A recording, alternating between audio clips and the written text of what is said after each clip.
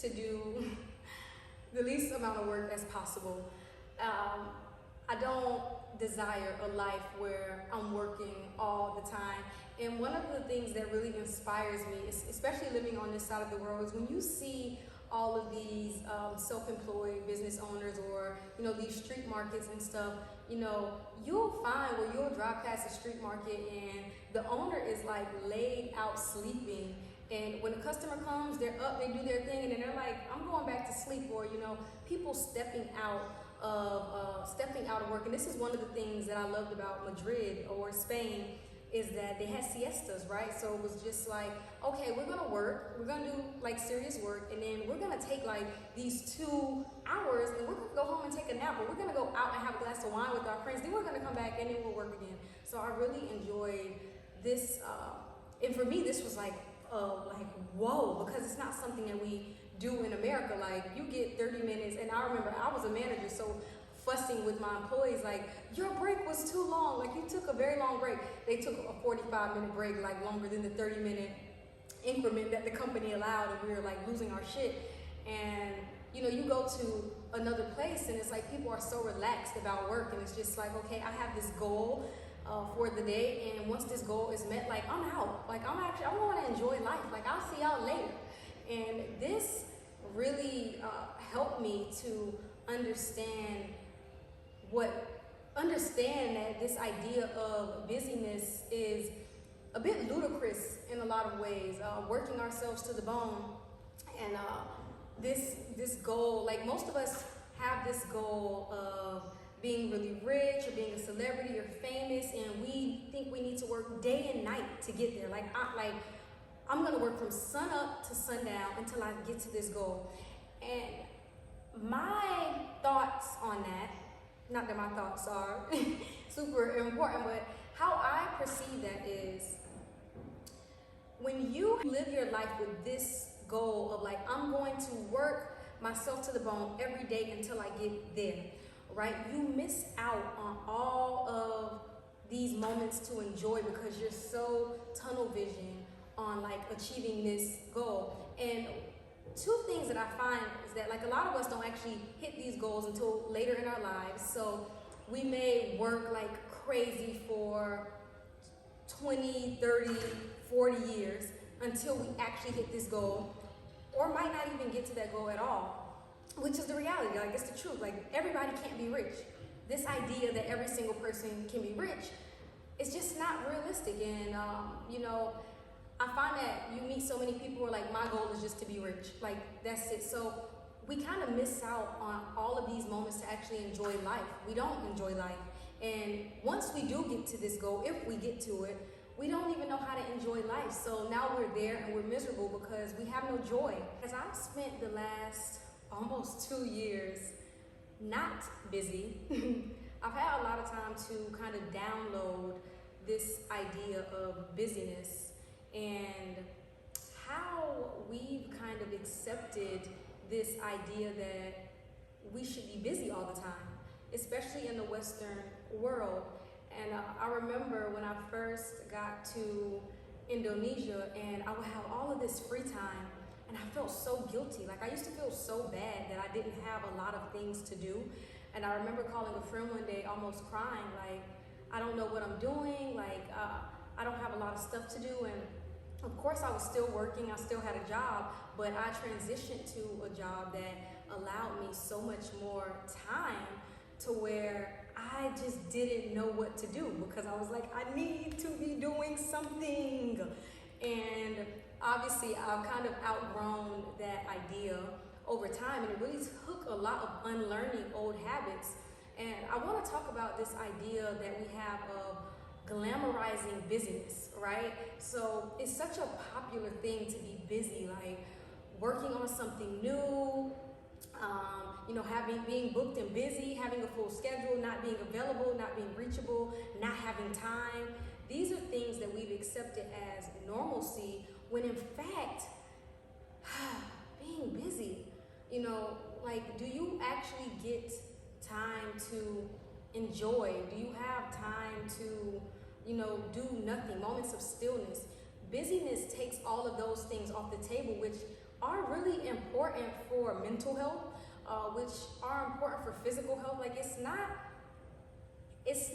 as sexy as it seems to be busy all the time, to be doing something all the time. And we really live in a world where if you are not busy, or if you're not working on something, that you're either lazy or you're worthless or you don't have anything going on. And I beg to differ. I think that you can be much more successful the less busy you are. I think you learn to, and it depends on what success means to you, right? So for some people, success looks like having a lot of money. For some people, success just looks like, being able to be comfortable. For some people, success looks like being able to take a nap in the afternoon, and success varies for all of us. What success looks like to me, the less busy I am, the more successful I can be, because the more time I have to actually work on something meaningful and purposeful, and not be caught up in just pumping out something just because. This idea of productivity, it means you are more successful, you're more important, you have more things going on, and it's really a cool thing to do, because when you think about it, when you are catching someone up on what's new and what's going on with you, you almost never will say, oh, I haven't been doing anything, like I've just been chilling. It's very rare that you get that answer. You normally get like, oh, I've been working on this. Like, one of the reasons why I decided to leave my job in the US, and I walked away from an $80,000 career. I was close to $100,000 in my early 20s, and I walked away from this because I kind of redefined what success looked like to me. So at first, as a 20-something, I was like, I want to make $100,000 a year. I want to keep growing. I want to be at the top of this company, and that's kind of where I was. And then slowly but surely, I started to get into this this other state of, is this what success actually looks like for me? And once I realized that success for me wasn't about money. Of course, I want to live comfortably. Nobody wants to struggle. I don't think anybody would choose a life of struggle.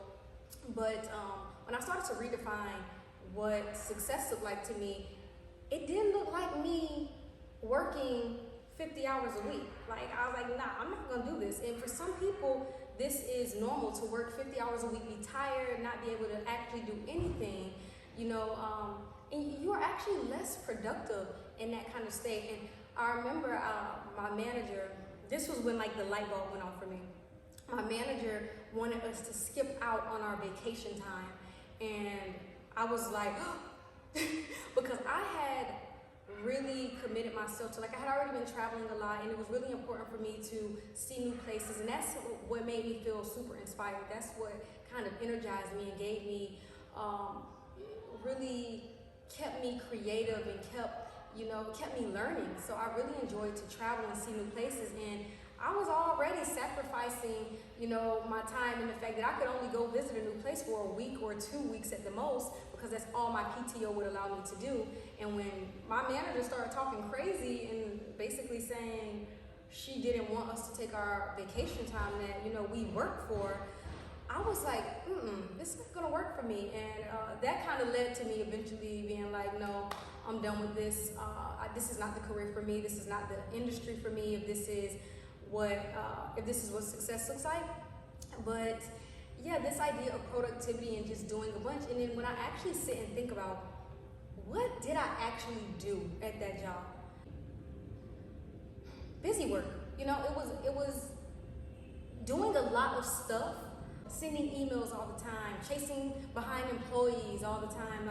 And yes, these are the shallow aspects of the job. These are things that with any job, with most jobs, there is shallow work, but most of my career was about shallow work, and it really took away from the deeper moments, the moments that were actually important. And I think a lot of companies are transitioning into understanding that just because you have someone physically typing away all day doesn't mean that they're productive at all. It actually makes them a little bit less productive. So you'll see a lot of companies now where they're like, okay, this is the job, just get this job done, and at whatever or however that looks for you, get it done.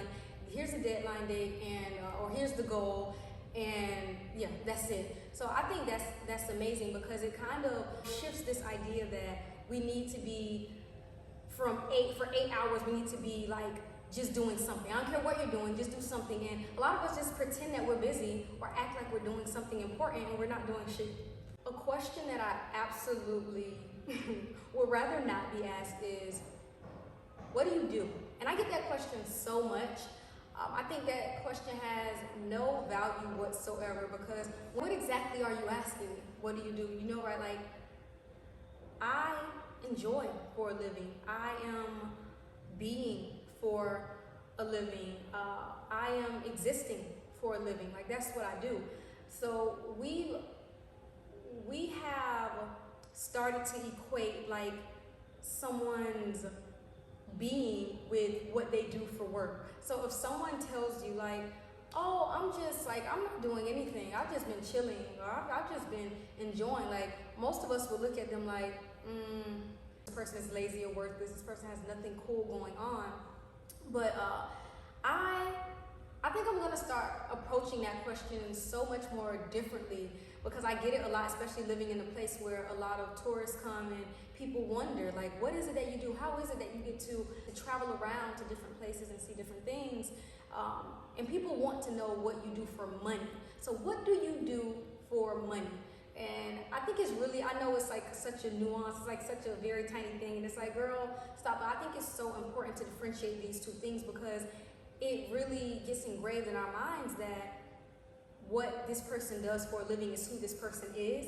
And it's not true at all. What I do for money, my job, is in a lot of ways such a small part of who I am, such a small part of my life. And there's just so much more that happens just for me existing and enjoying and being able to, live in the present moment. There's so much creativity and there's just so much beauty in all of the other things. And you kind of deprive, like you don't even get to that conversation because we are so programmed to equate someone's job or what they do for money to who that person is.